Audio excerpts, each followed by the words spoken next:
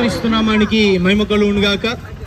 మరి ఈరోజు యేసుక్రీస్తు ప్రభువారు 2000 సంవత్సరముల క్రితం మరి యెరూషలేము పట్టణములో దావీదు కుమారునికి జయము, యూదుల రాజుకు జయము అని వారు ఈత మట్టలను తీసుకొని వచ్చి యేసుక్రీస్తు ప్రభువారిని గణపరిచినట్టుగా వారి మీద ఉన్నటువంటి వస్త్రములను తీసి ఆయన ఎక్కి వస్తున్నటువంటి గాడిద పిల్ల మీద వారు పరిచినట్టుగాను, వారు నడుస్తున్నటువంటి ప్రాంతంలో పరిచినట్టుగాను చూస్తూ ఉన్నాం.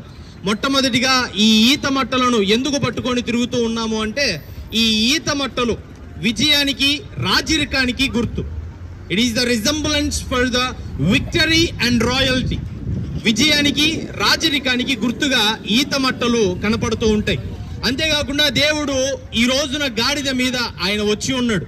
చాలా మందికి చూసేటప్పుడు గాడిద మీద దేవుడు రావడం ఏంటి అనేటువంటి ఆలోచన కలగొచ్చు. అయితే ఒకటి గుర్తుపెట్టుకోండి, ఘనహీనమైన దాన్ని ఘనపరుస్తాను అని దేవుడు సెలవిచ్చి ఉన్నాడు. ఈరోజు మన జీవితాలను, మన మనస్సును యేసుక్రీస్తు ప్రభు వారికి మనం అప్పగించుకుంటే, మన పరిస్థితులు ఏవైనా, మన జీవితాలు ఏవైనా, దేవుడు గణపరచబడిన వాడు, గణపరచదగిన వాడు. హల్లెలూయా. ప్రేమైనటువంటి దేవుని బిడ్డలారా, సమాజం అంతా కూడా గమనించాలి. మరి ఈ రోజున యేసుక్రీస్తు ప్రభు వారు మన కొరకని, మన పాపముల నిమిత్తమని, మన శాపముల నిమిత్తమని ఆయన ఈ భూమి మీదకు వచ్చి, మరి ఈ రోజున మరణానికి దేవుడు సిద్ధపడి, ఇంకొన్ని రోజుల్లో దేవుడు మరణించి, ఇంకొన్ని రోజుల్లో దేవుడు సజీవునిగా లేచి తన రక్తముతో మన పాపములను, మన శాపములను, మన మరణకరమైనటువంటి మార్గములను దేవుడు తుడిచివేసి ఉన్నాడు. అట్టి గొప్ప దేవుణ్ణి గలపరుచుకుంటూ మరి ఈనాటి వరకు కూడా క్రైస్తవ సమాజము ఈ యొక్క మట్టలాదివారాన్ని జరుపుతూ ఉన్నారు.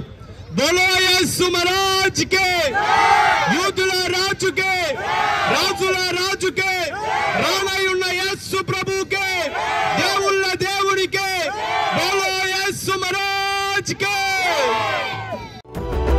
జయమే విజయమే, జయమే విజయమే, జయం జయం జయం జయం జయమే, జయం జయం జయం జయం జయమే, యేసు రక్తమే విజయమే.